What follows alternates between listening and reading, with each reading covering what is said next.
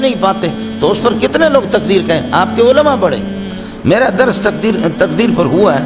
اس درس کو بخدا مجھ سے کئی علماء نے مجھ سے خود انہوں نے رابطہ کیا.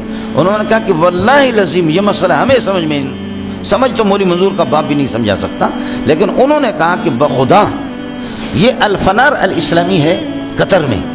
الفنار ایک شو، اس میں جو بڑے علماء جاتے تو ان کے وہ لوگ درس کراتے ہیں. سمجھ رہی میں ہے کہ درس کراتے. تو میں بھی قطر گیا تو مجھ سے پہلے مولانا تقی صاحب کا درس بھی ہوا تھا وحدت الوجود میں. ان لوگوں نے ہندوستان سہارنپور اور دیوبند کے علماء بہت سے ہیں، ان کا بھی ہوا تھا، لیکن وہ کہہ رہے تھے کہ نہیں ہمارے اپنے علماء تردد میں تھے. ہمارے جامع فاروقی بھی نور ٹاؤن کے بھی بہت سے مدرس، راوٹ کی شاخ انہوں نے وہاں پر بنائی. حضرت اقدس مفتی صاحب رحمۃ اللہ علیہ، مفتی سعید پالم پوری رحمۃ اللہ علیہ، وہ بھی گئے، ان کا بھی درس ہوا. ساتھی کہہ رہے تھے ہمارے سمجھ میں نہیں آیا، ہمیں مزہ نہیں آیا. آخر ہم غیر مقلدوں کو کیا منہ دے دیں. میں نے اللہ کی شان ہے عبدالغنی نابلسی رحمۃ اللہ علیہ کی کتاب ہے 400-500 صفحات میں، اس کا نام ہے الوجود.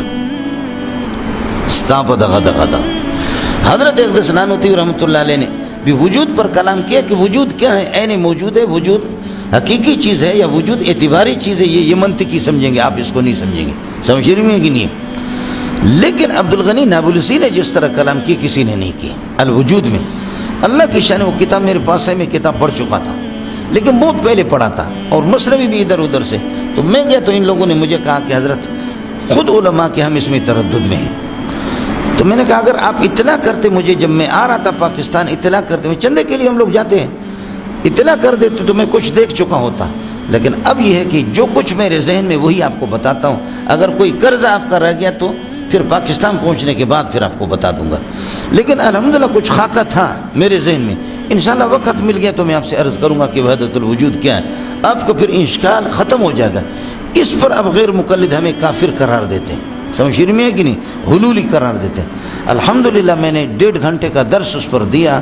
مولانا صاحب جب میں بیٹھ گیا، ساتھی کہہ رہے تھے کہ خدا کی قسم ہمارے اشکالات ختم ہو گئے. انہوں کا کوئی اشکال باقی رہا ہی نہیں، ہم آپ سے کیا عرض کریں. حالانکہ وہ حضرت کی کتاب بہت پہلے میں نے پڑھی تھی، لیکن کچھ خاکہ سا تھوڑا سا میرے ذہن میں تھا. میں انشاءاللہ کسی ٹائم پہ آپ سے عرض کروں.